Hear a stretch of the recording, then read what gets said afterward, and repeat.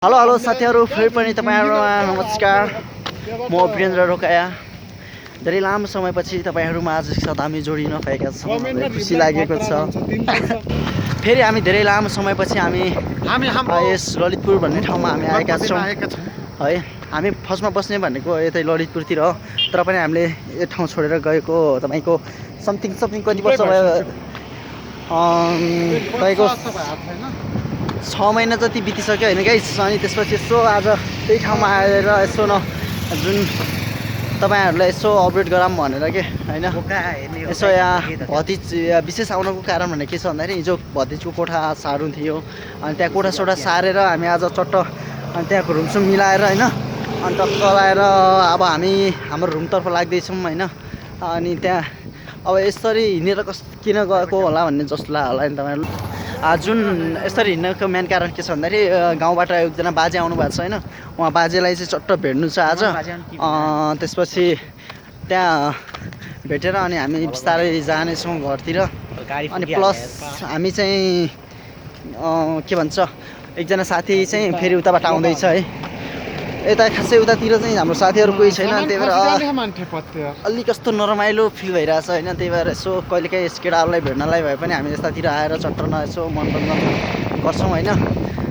एकजना साथी चाहिँ त्यहाँ आउँदैछ जुन सामान लिएर। त्यो साथीलाई हामी तपाईहरुलाई देखाउने छौँ। त्यो साथी एकदम ह्यान्सी छ है। ऊ चाहिँ एकदम के भन्छ, सहयोगी भावनाको मान्छे छ क्या त्यो चाहिँ।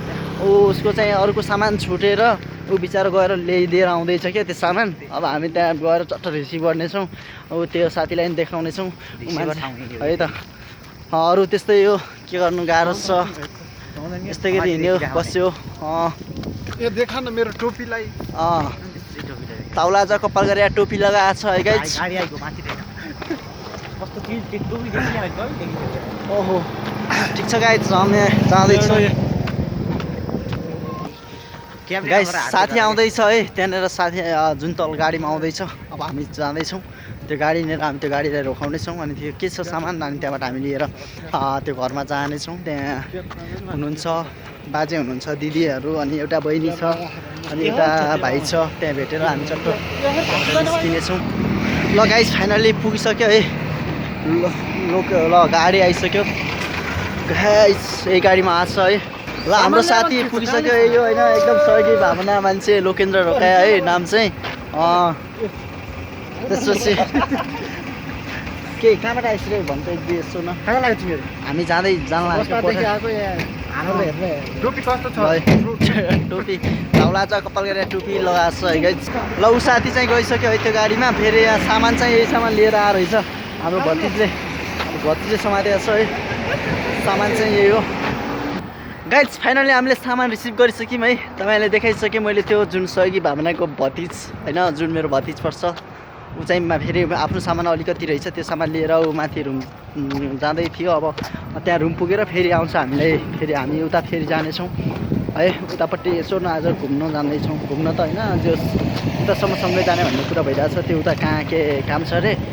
जुन त्यो सी डिभिजन सिलेक्सनमा जुन भाग लिएको छ ऊ भतिजले चाहिँ, त्यहाँ त्यो ट्रेनिङमा जान्छ ऊ भतिज चाहिँ दिनको दिन होइन। अब त्यही भएर आज नै जाने कुरा गर्दै थियो। अब जाँदाखेरि चाहिँ सँगै जाउँला भनेर यसो भनिरहेको छ।